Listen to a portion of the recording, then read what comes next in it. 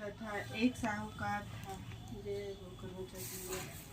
साहूकार था जिसके 7 बेटे और एक बेटी थी। सातों भाइयों और बहन एक साथ बैठकर भोजन करते थे। एक दिन कार्तिक की कृष्ण पक्ष की चौथ का व्रत आया तो भाई बोला कि बहन आओ भोजन करें। बहन बोली कि आज करवा चौथ का व्रत है, चांद उगने पर ही खाऊंगी। तब भैया ने सोचा कि चांद उगने तक बहन भूखी रहेगी, तो एक भाई ने दिया जलाया, दूसरे भाई ने छलनी लेकर उसे ढका और नकली चांद दिखाकर बहन से कहने लगा कि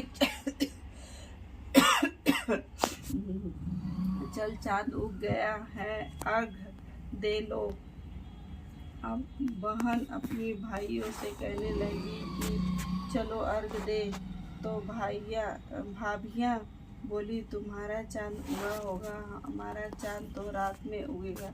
बहन ने अकेले ही अर्घ दे दिया और खाना खाने लगी तो पहले ही ग्रास में बाल आ गया, दूसरे ग्रास में कंकड़ आया और तीसरे ग्रास में मुंह तक किया तो उसकी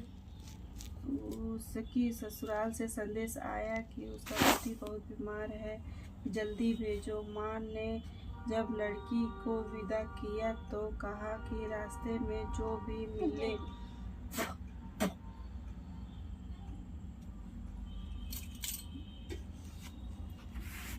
मिले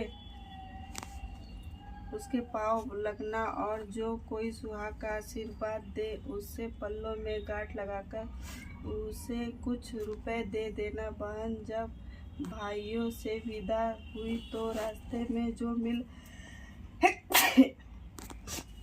जो भी मिला उसने यही आशीर्वाद दी कि तुम 7 भाइयों की बहनें, तुम्हारे भाई सुखी रहे और तुम उनका सुख देखो। सुहाग का आशीर्वाद किसी ने भी नहीं दिया। तब जब तक सुहाग ससुराल पहुंची तो दरवाजे पर उसकी छोटी ननद खड़ी थी।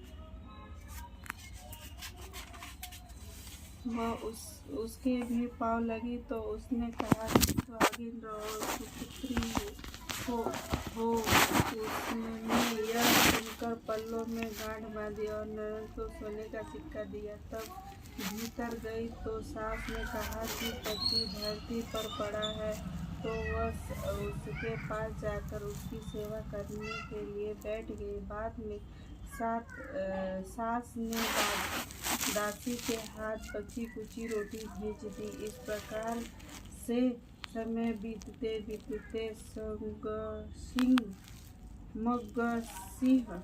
मार्गशीर्ष की चौथ आई तो चौथ माता बोली करवा ले भाई की प्यारी करवा ले। लेकिन जब उसे चौथ माता नहीं दिखलाई दी तो वह बोली, हे माता, आपने मुझे उजाड़ा है तो आप ही मेरा उद्धार करेंगी, आपको मेरा सुहाग देना पड़ेगा।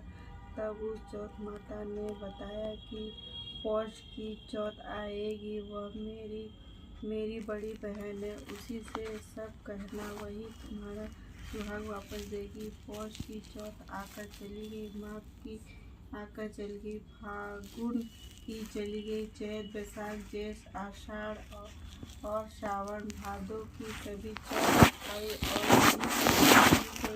आने वाली कहना।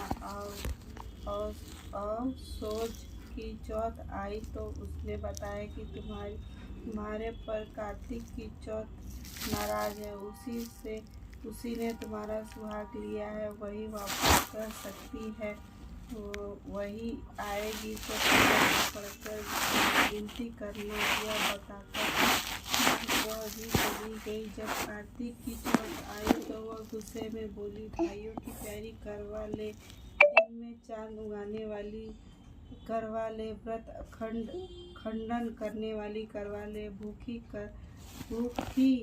करवा ले।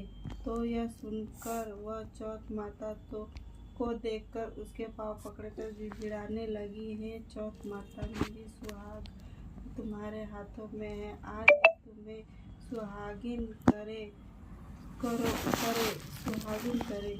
तो माता बोली, पापी हत्यारी मेरे पाँव पकड़कर क्यों बैठी है? गई तब वह बोली कि जो मुझसे भूल हुई है उसे क्षमा कर दो, अब भूल नहीं करूँगी। तो चौथ माता ने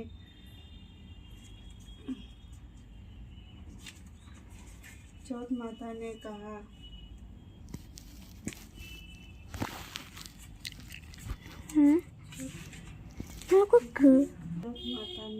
श्री कृष्ण बोले, यह प्रकार यही प्रश्न एक बार पर्वत जी के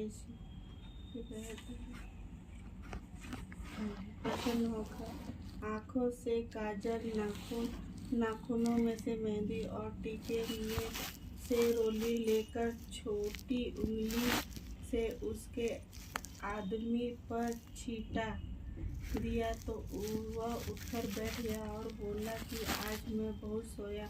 वह बोला, क्यों सोया?